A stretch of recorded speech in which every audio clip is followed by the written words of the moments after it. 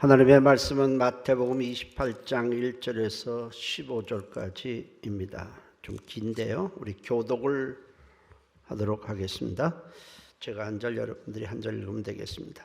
안식일이 다 지나고 안식 후 첫날이 되려는 새벽에 막달라 마리아와 다른 마리아가 무덤을 보려고 갔더니 큰 지진이 나며 주의 천사가 하늘로부터 내려와 돌을 굴려내고 그 위에 앉았다. 그 형상이 번개 같고 그 옷은 눈같이 희건을 지키던 자들이 그를 무서워하여 떨며 죽은 사람과 같이 되었다. 천사가 여자들에게 말하여 이르되 너희는 무서워하지 말라. 십자가에 못 박히신 예수를 너희가 찾는 줄을 내가 아노라. 그가 여기 계시자 말씀하신 대로 살아나셨느니라. 와서 그가 누우셨던 것을 보라. 또 빨리 가서 그의 제자들에게 이르되 그가 죽은 자 가운데서 살아나셨고 너희보다 먼저 갈릴리로 가시나니 거기서 너희가 배우리라 하라. 보라 내가 너희에게 일렀느니라 하거늘. 그 여자들이 무서움과 큰 기쁨으로 빨리 무덤을 제자들이 예수께서 그들을 만나 이르시되 평안하냐 하시거늘 여자들이 나아가 그 발을 붙잡고 경배하니 이에 예수께서 이르시되 무서워하지 말라. 가서 내 형제들에게 갈릴리로 가라 하라. 거기서 나를 보리라 하시니라. 여자들이 갈 때에 경비병 중 몇이 성에 들어가 모든 된 일을 대제사장들에게 알리니 그들이 장로들과 함께 모여 의논하고 군인들에게 돈을 이르되 너희는 말하기를 그의 제자들이 밤에 와서 우리가 잘 때 그를 도둑질하여 갔다 하라. 만일 이 말이 총독에게 들리면 우리가 권하여 너희를 근심하지 않게 하리라. 함께 읽겠습니다. 군인들이 돈을 받고 가르친 대로 하였으니 이 말이 오늘날까지 유대인 가운데 두루 퍼지니라. 아멘. 기도합니다. 우리가 죽은 예수님을 기념하는 것이 아니라 살아서 지금도 우리와 함께 하시는 주님께 예배를 드립니다. 주님의 부활이 우리에게 기쁨이 되고 믿음이 되고 소망이 되고 승리가 되고 희망이 되게 도와주옵소서. 예수님의 이름으로 기도했습니다. 아멘. 오늘 제목은 부활에 대해 알아야 할 세 가지입니다. 예수님의 부활하심에 대해서 우리가 알아야 할 내용은 세 가지입니다. 첫째는 예수님의 부활이 역사적으로 일어난 실제 사건이라는 것입니다. 둘째는 예수님의 부활체의 특성을 아는 겁니다.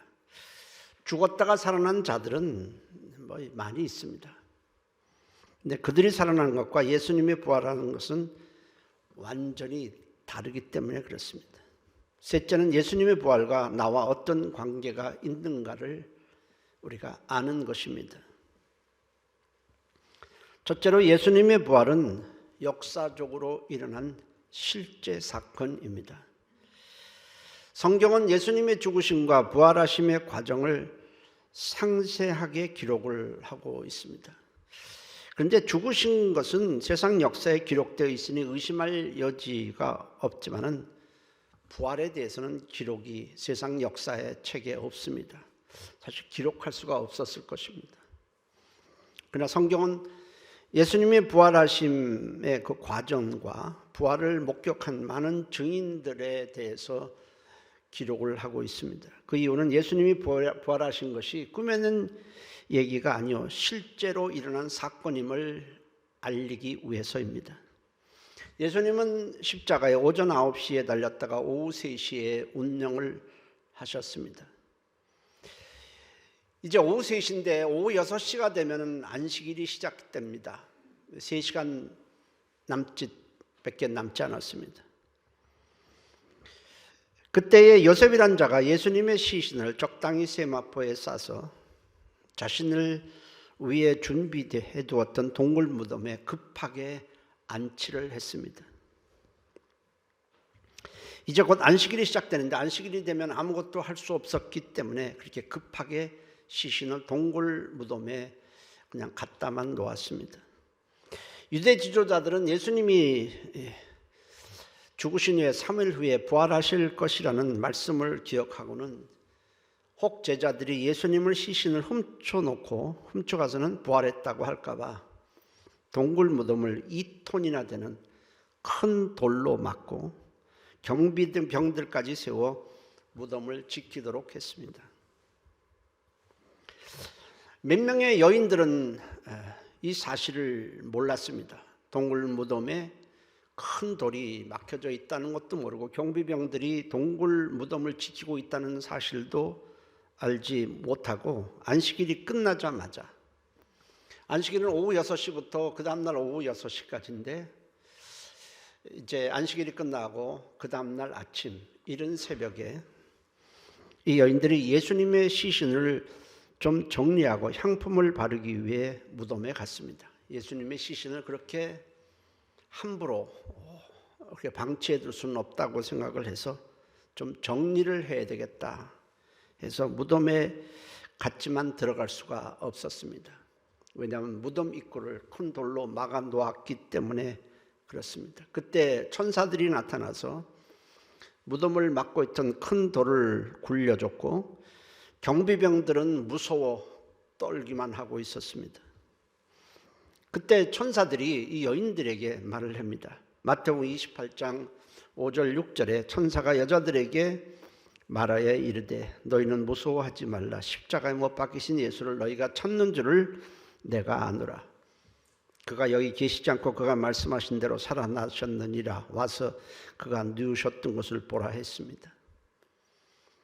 여인들이 무덤 안으로 들어가 보았지만 예수님은 보이지 않고 예수님을 쌌던, 시신을 쌌던 세마포만 남아 있었습니다.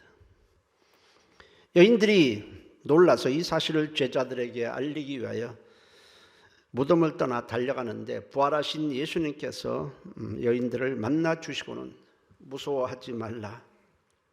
가서 내 형제들에게 갈릴리로 가라 하라. 거기서 나를 보리라. 이렇게 말씀을 하셨습니다. 한편 경비병들은 무덤에서 일어난 일을 대제사장들에게 알렸습니다. 그러자 대제사장들은 그들에게 돈을 많이 주면서 제자들이 예수님의 시체를 도둑질해 갔다고 그렇게 말하라. 만일 경비를 제대로 서지 못한 것으로 인해 총독으로부터 문책을 받게 된다면 자신들이 너희가 조금도 불이익을 당하지 않도록 해주겠다고 했습니다. 주님은 부활하신 후에 곧바로 하늘로 올라가시지 않고 40일 동안 이 땅에 계시면서 많은 사람들에게 보이셨습니다. 만약 그냥 올라가시게 되면 예수님의 부활을 알 방법이 없기 때문에 그렇습니다.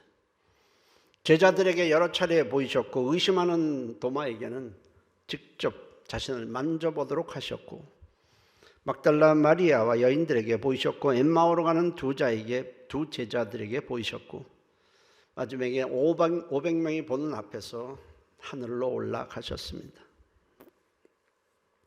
사람들이 예수님의 부활에 대해서 얘기해도 믿지 못하는 것은 상식적으로나 경험적으로 가능한 일이 아니기 때문에 그렇습니다. 때문에 예수님의 부활을 처음 목격한 자들에게 나타난 공통적 현상은 믿지 못했다는 것이고 무서워했다는 것이고 매우 놀랐다는 것이고 할 말을 잃었다는 것입니다. 마가복음 16장 8절에도 여자들이 몹시 놀라 떨며 나와 무덤에서 도망하고 무서워하여 아무에게 아무 말도 하지 못하더라 했습니다. 예수님의 부활은 분명 인간의 상식과 경험에 부합되지 않습니다. 그러나 예수님의 부활은 하나님이 행하신 초자연적인 사건입니다. 세상은 예수님의 부활을 거짓으로 매도하고 부활을 증거하는 자들을 박해하고 처형까지 하면서 필사적으로 그것을 막으려 합니다. 그러나 거짓은 시간이 지나면 소멸하기 마련이지만 부활은 사실이고 진리이기 때문에 막을 수가 없습니다. 제자들이 예수님의 시신을 감추고는 부활하셨다고 거짓 증거를 했다고 한번 가정을 해봅시다. 거짓을 증거하면서 자신의 목숨을 내놓을 미련한 자는 없습니다. 만일 부활이 거짓이라면 빌라도는 제자들을 그러다가 고문해서 시체를 찾은 후에 보라, 여기에 너희들이 부활했다고 하는 예수의 시신이 있다 하면 모든 것은 끝나고 맙니다.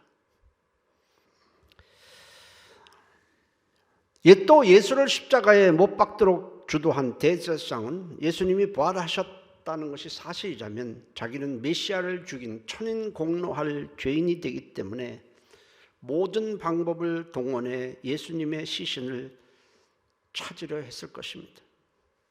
아마도 실제로 그렇게 했으리라고 생각은 듭니다. 빌라도나 대제사장들이나 이런 자들은 아마 제자들을 잡아다가 고문도 했을 것이고 예수님을 시신을 찾으려고 많은 노력을 했을 것입니다. 그러나 찾을 수가 없었습니다. 왜냐하면 예수님은 부활하셨기 때문입니다. 예수님은 부활하신 후에 자신을 사랑하고 믿고 따랐던 자들에게만 부활의 모습을 보이셨습니다. 우리가 생각하기엔 이왕이면 빌라도에게 보이시고 대제사장들과 예수님을 십자가에 못 박으라고 외쳤던 유대 지도자들에게 보여주셨다면 더 확실하지 않겠습니까? 그러나 그들에게 부활하신 예수님이 나타나셨어도 그들은 여전히 믿지 않을 것이고 오히려 유언비어만 퍼뜨릴 것입니다. 아무리 진실을 말해도 믿지 않는 자들에게는 아무 소용이 없습니다. 우리가 세상에서도 그렇죠. 아무리 말을 해도 그럴 리 없어, 난 믿지 못해 하면 아무런 의미가 없습니다. 디도서의 1장 15절에 깨끗한 자들에게는 모든 것이 깨끗하나 더럽고 믿지 아니하는 자들에게는 아무것도 깨끗한 것이 없고 오직 그들의 마음과 양심이 더러운지라 했습니다. 오늘날도 예수님의 죽으심과 부활하심에 대해서 말해도 믿지 않는 자들에게는 그것이 아무런 의미가 없습니다. 주님께서 자신을 따랐던 자들에게만 보이신 것은 그들은 예수님의 부활을 믿을 것이고 그것을 그대로 사실로 받아들이기 때문에 그렇습니다. 주님의 부활을 믿고 목격한 자들은 모두 부활의 증인이 되었고 그로 인해 고문과 또 박해와 순교를 당했습니다. 주님의 부활은 꾸며낸 얘기가 아니라 사실이요 진리입니다.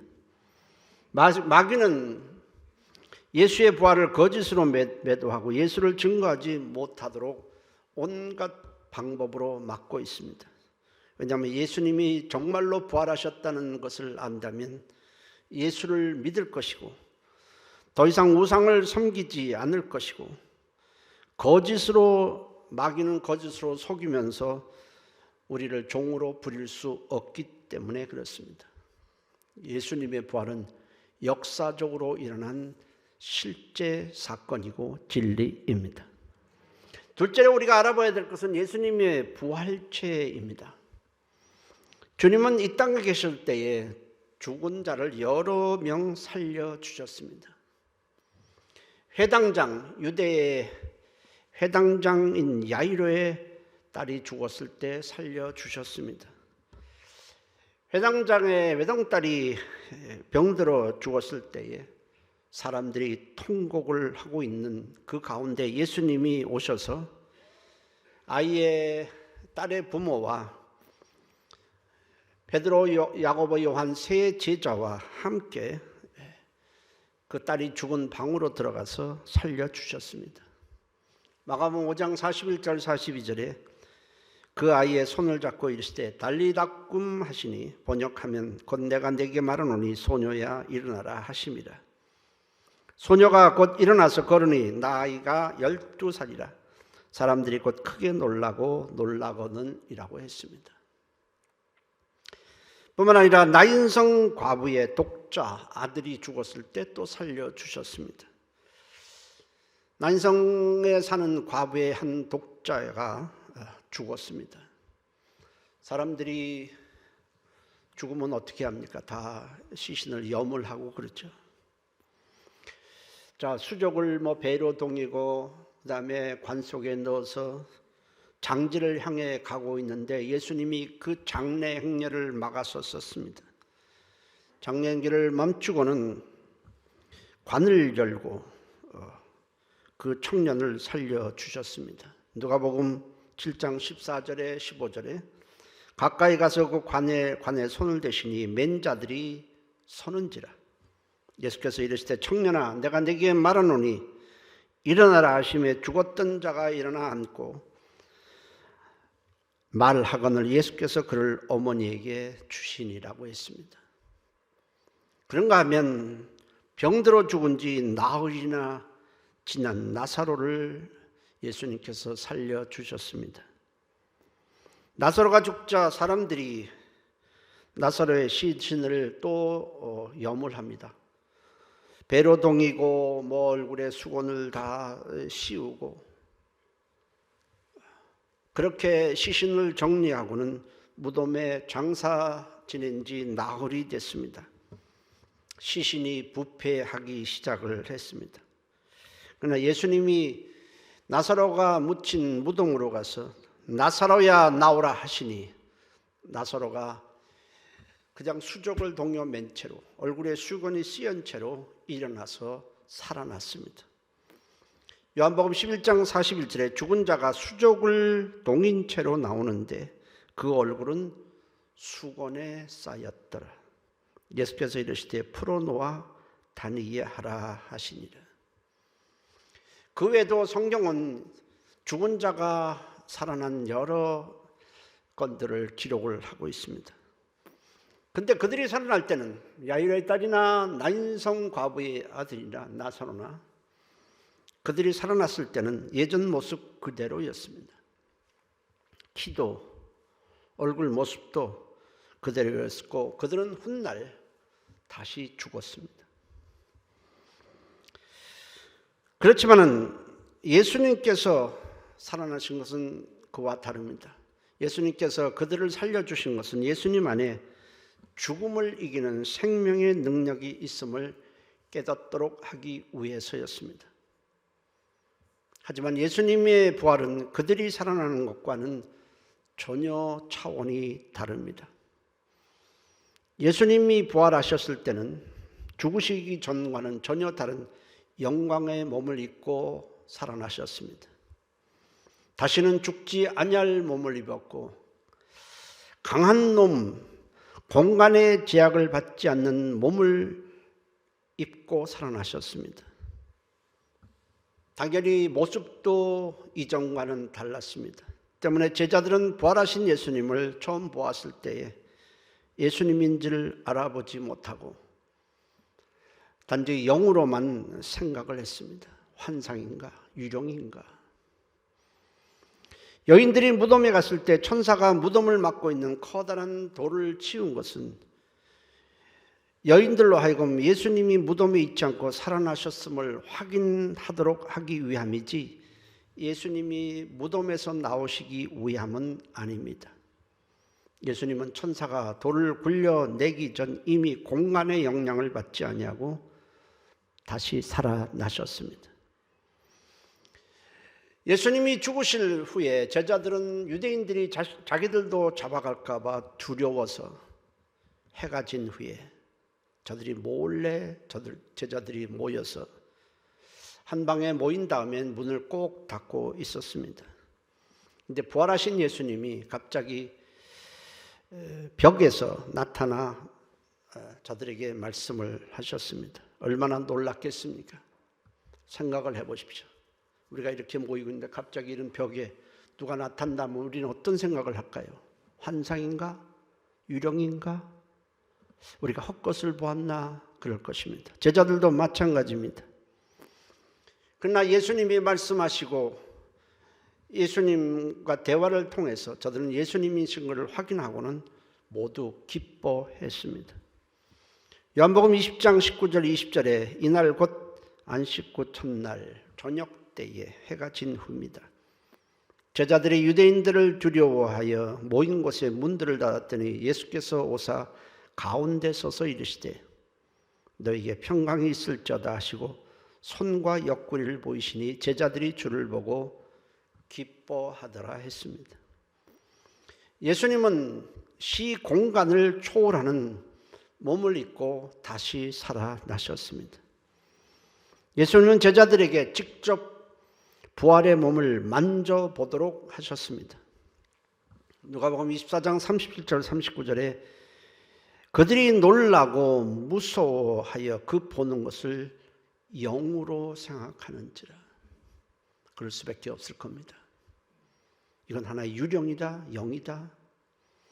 예수께서 이르시되 어찌하여 두려워하며 어찌하여 마음에 의심이 일어나느냐. 내 손과 발을 보고 나인 줄 알라. 또 나를 만져보라. 영은 살과 뼈가 없으되 너희 보는 바와 같이 나는 있느니라 했습니다. 죽은 야이로의 딸과 나인성 과부의 아들, 살아난 과부의 아들과 나사로가 살아난 것을 우리가 부활이라 하지 않고 오직 예수님이 살아나신 것만을 부활이라고 하는 이유가 바로 이 때문입니다. 예수님은 부활하셨고 그 몸은 다시 영원히 죽지 않기 때문에 그렇습니다. 예수님의 부활의 몸의 특성을 살펴보면 첫째는 죄성이 전혀 없습니다. 지금 우리의 몸은 죄성이 가득하지만 부활의 몸은 죄성이 없고 두려움이나 불안도 없고 의와 평강과 희락과 사랑만이 가득한 몸입니다. 부활의 몸은 강한 몸입니다. 우리의 몸은 굉장히 약해요. 피곤하면 자야 되고 먹어야 되고 또 병들기도 하고 늙기도 하고 낡아지기도 하고 쇠하여지기도 하고 부러지기도 하고. 그렇지만 부활의 몸은 그런 몸이 아닙니다. 배고프거나 목마르지 않습니다. 무엇을 보충해야 할 필요가 없는 완전한 몸입니다. 피곤도 없고 잠을 잘 필요도 없고 병에 걸리지도 않습니다. 코로나에 절대로 안 걸립니다. 시공간을 초월해서 움직일 수 있는 바로 몸입니다. 그리고 부활의 몸은 다시는 죽지 않을 몸입니다. 천국에서 영원히 살기에 합당한 몸입니다. 예수 믿는 우리도 주님의 부활의 몸과 같은 몸을 입게 될 것입니다. 세 번째로 우리가 살펴봐야 될 것은 예수님의 부활과 나와의 관계입니다. 예수님이 죽으심과 부활하심이 중요한 이유는 예수님이 죽으심과 부활하심이 모두 나를 위한 것이기 때문에 그렇습니다. 예수님은 우리를 대신하여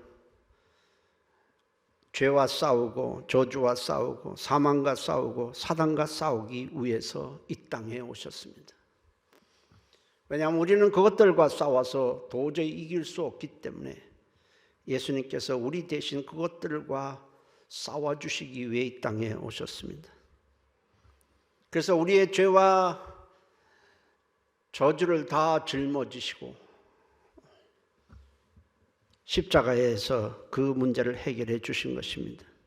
만일 예수께서 이 모든 것들을 이기지 못한다면 우리에게는 희망도 없고 미래도 없습니다. 예수님은 십자가에서 우리의 죄와 저주를 못 박으신 후에 죽음을 이기시고 사단의 권세를 무력화시키고 부활하셨습니다. 나 대신에 그렇게 하셨습니다. 그러므로 예수님의 승리는 곧 나의 승리입니다. 가정의 생계를 책임지고 있는 아버지가 지금 중병에 걸려 있어서 지금 사경을 헤매고 있습니다. 근데 아버지가 그 중병에서 과연 나을 것이냐 아닐 것이냐는 가족에게는 굉장히 중요합니다. 왜냐하면 직접적으로 관련이 있기 때문에 그렇습니다. 그러나 관계가 없는 자에게는 그분이 죽든지 살든지 병에 낫든지 안 낫든지 전혀 관심이 없습니다. 왜냐하면 아무런 관계가 없기 때문에 그렇습니다. 여러분, 우리가 아버지가 또 우리 가족이 아프면 그것은 나와 직접적인 관계가 있지만 다른 사람이 우리가 병들어 있을 때 그것 때문에 우리가 아파하고 잠 못 들고 하는 적이 있습니까? 이유는 간단합니다. 관계가 있느냐 없느냐에 따라 달라지는 것입니다. 믿지 않는 자에게는 예수님의 부활이 자신과 아무런 관계가 없습니다. 관심도 없습니다. 관계도 없고 관심도 없습니다. 그러나 예수님을 믿고 예수님께 나의 인생을 맡기고 예수님을 의지하는 자에게는 예수님이 부활할 것이냐 안 할 것이냐는 굉장히 중요합니다. 예수님은 죽음을 이기시고 살아나셨습니다. 죄로부터 승리하셨습니다. 예수님이 부활하심으로 말미암아 우리는 죄와 사망으로부터 해방을 받았고 승리자가 된 것입니다. 예수님이 죽으심과 부활하심은 예수님 한 분의 이야기가 아닙니다. 예수님의 죽으심은 우리를 묶고 있는 죄사슬을 끊기 위함이고 부활하심은 우리를 의롭게 하고 우리에게 영생을 주시기 위함인 것입니다. 로마서 4장 25절에 예수는 우리의 범죄한 것 때문에 내줌이 되고 또한 우리를 의롭다 하시기 위하여 살아나셨느니라 했습니다. 연도가 바뀐다고 해서 새로워지는 것은 하나도 없습니다. 오직 예수 안에서만 우리는 새로운 인생을 시작할 수 있고 새로운 인생을 살아갈 수 있는 것입니다. 만일 예수님이 죽음을 이기지 못하고 부활하시지 못했다면 주님을 믿고 주님을 의지하고 주님을 예배하고 주님을 섬기는 모든 것은 다 부질없습니다. 우리의 모든 수고는 다 헛된 수고일 뿐인 것입니다. 그리고 우리는 참 불쌍한 자입니다. 예수님이 부활하시지 않았다면 살아계시지 않다면 우리가 지금 예배드리는 것이 무슨 의미가 있습니까? 오히려 인생을 더 즐기는 것이 낫지 않겠습니까? 고린도전서 15장 17절에서 19절에 그리스도께서 다시 살아나신 일이 없으면 너희의 믿음도 헛되고 너희가 여전히 죄 가운데 있을 것이요 또한 그리스도 안에서 잠자는 자들도 망하였으리니 만일 그리스도 안에서 우리가 바라는 것이 있다면 이 세상의 삶뿐이면 모든 사람 가운데 우리가 더욱 불쌍한 자니라 했습니다. 부질없는 일을 하고 있기 때문에 그렇습니다. 그러나 예수님이 부활하셨기 때문에 예수를 믿고 의지하고 예수님께 소망을 두고 사는 우리는 세상에서 가장 축복받은 자들입니다. 주님은 부활의 첫 열매가 되셨습니다. 고린도전서 15장 20절에 이제 그리스도께서 죽은 자 가운데서 다시 살아나서 잠자는 자들의 첫 열매가 되셨도다 했습니다. 고린도전서 15장 23절에는 그러나 각각 자기 차례대로 되리니 먼저는 첫 열매인 그리스도요 다음에는 그가 강림하실 때 그리스도에게 속한 자라고 했습니다. 부활의 첫 열매라고 하는 것은 예수님의 부활을 기점으로 예수님의 부활을 시작으로 해서 그를 믿는 모든 자들이 주님처럼 부활하게 될 것이라는 의미입니다. 근데 성경에서 예수 믿고 죽은 자들을 향해서는 자는 자라고 표현하고 있다는 것입니다.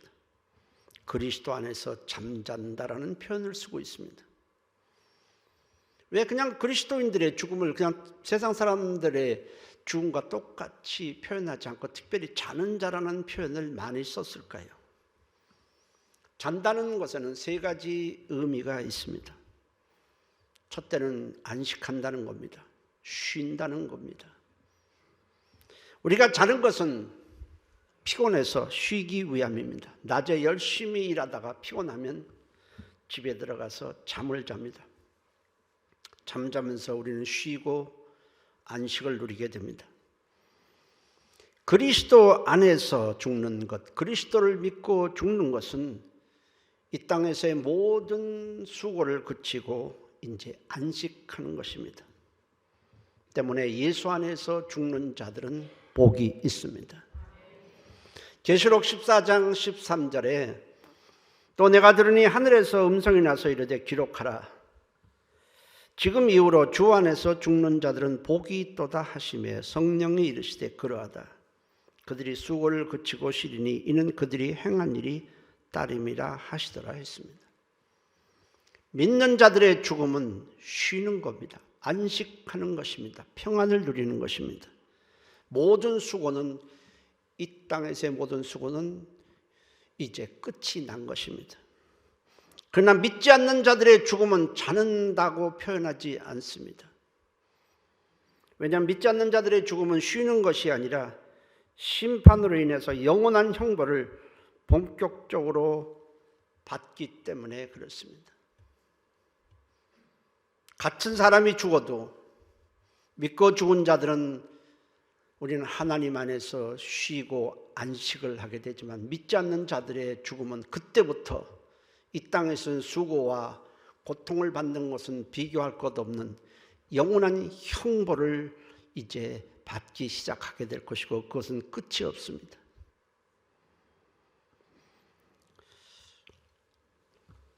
또 잔다고 하는 것은 그 안에 생명이 있다는 뜻입니다. 우리가 잠자는 사람 그 안에 호흡하고 있죠. 생명이 여전히 있습니다. 그래서 그리스도를 믿고 죽은 자를 잔다라고 표현한 것입니다. 예수 그리스도를 믿고 우리는 육체가 죽어도 그 안에는 생명이, 예수님의 생명이 있습니다. 또 하나 잔다고 하는 것은 깨어날 때가 있다는 뜻입니다. 그 시기는 마지막 주님께서 천사들의 나팔소리와 함께 재림하실 때입니다. 그때 예수를 믿고 죽은 자들은 낙원에서 쉬고 있다가 일어나서 재림하실 주님을 맞이하게 될 것이고 주님이 부활하실 때 입은 몸과 동일한 영광을 몸을 입고 그동안 주님을 위해 수고한 대로 상급을 받으면서 천국에서 살게 될 것입니다. 물론 재림하실 때는 그리스도 안에서 지금 쉬고 있는 자들 또 여기서 믿고 있는 자들이 다 공중으로 끌어올려서 우리는 부활의 영광의 몸을 입고 각각 수고한 대로 이 땅에 주님을 위해서 열심히 일한 대로 각각 상급을 받고 천국에서 영원히 살게 될 것입니다.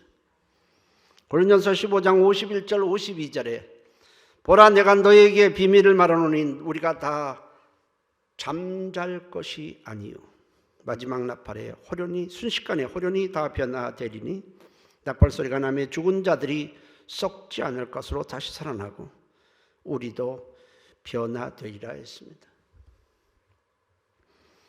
예수님은 죽음을 이기시고 부활하셨고 예수를 믿는 우리 역시 주님처럼 죽음을 이기고 부활할 것입니다.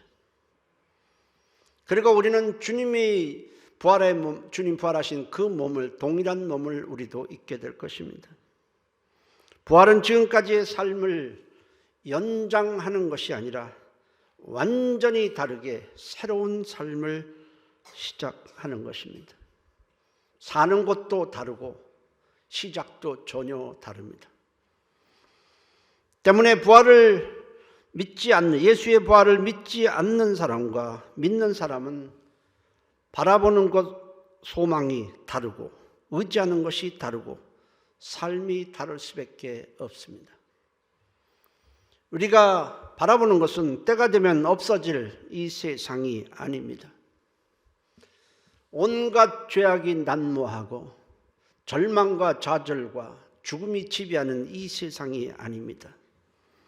우리가 바라보는 것은 이 죄악 세상이 아니라 죄도 없고 다시는 죽지도 않고 하나님의 영광이 가득한 새 하늘과 새 땅입니다. 지금의 하늘과 지금의 땅과는 전혀 다른 새 하늘과 새 땅을 우리가 바라보고 살아가는 것입니다. 그리고 우리가 의지하는 것은 우리를 위해 죽었다가 다시 살아나셔서 우리를 지켜주시고 인도해 주시는 우리는 예수님을 의지하고 살아가는 것입니다. 바라보는 것도 다르고 소망도 다르고 의지하는 것도 다릅니다. 부활하신 예수님은 지금 우리와 이 순간에도 또 앞으로도 영원토록 우리와 함께 하실 것입니다. 주님의 부활하심이 세상을 이기는 우리의 믿음이 되고 소망이 되시기를 주의 이름으로 축복합니다. 기도하십시다. 하나님, 예수님의 부활 때문에 우리는 세상 사람들과 바라보는 것도 다르고 가는 길도 달라졌습니다. 우리는 새 하늘과 새 땅이 있다는 것도 예수님의 부활 때문에 비로소 알았습니다. 살아계신 하나님, 여전히 썩어질 세상에 소망을 두고 여기에 급급해 살지 않고 주님을 바라보며 주님을 소망하며 우리와 함께 하신 주님을 의지하며 살아가게 도와주옵소서. 우리 다 같이 한 목소리로 동성으로 기도합니다. 살아계신 하나님, 고맙습니다. 주님의 부활 때문에 우리가 희망을 갖게 되었고 우리의 바라보는 것이 이 눈에 보이는 썩어질 세상이 아니고 보이지 않는 저 새 하늘과 새 땅이 되었습니다. 하나님, 우리가 소망하는 것, 우리가 바라보는 것이 다르게 도와주시고 우리가 의지하는 것도 다르게 도와주시고 주님의 부활이 바로 우리의 승리가 되고 기쁨이 되도록 하나님이 역사하시고 인도하여 주시옵소서. 보이는 것 잠깐의 것에 우리가 연연해서 거기다가 목매어 살지 않게 도와주시고 부활하신 주님을 바라보며 주님의 뜻에 합당한 삶을 살도록 인도해 주시옵소서. 예수님의 이름으로 기도했습니다. 아멘. 우리가 주목하는 것은 보이는 것이 아니요 보이지 않는 것이니 보이는 것은 잠깐이요 보이지 않는 것은 영원함이라 했습니다. 우리는 땅에다가 소망을 두고 살아가는 자들이 아닙니다. 우리가 가야 할 본향은 이 땅이 아니라 세상 사람들이 알지 못하는 새 하늘과 새 땅입니다. 우리는 영광의 부활의 몸을 입고 우리는 새 하늘과 새 땅에서 죄가 없는 곳에서 다시는 죽지 아니할 몸을 입고 그곳에서 살게 될 것입니다. 살아계신 하나님, 믿지 않는 사람과 똑같은 우리는 방향으로 똑같은 방식으로 살아갈 수는 도저히 없습니다. 주님의 부활이 우리의 믿음이 되고 새 삶이 되도록 인도해 주시옵소서. 예수님의 이름으로 기도했습니다. 아멘.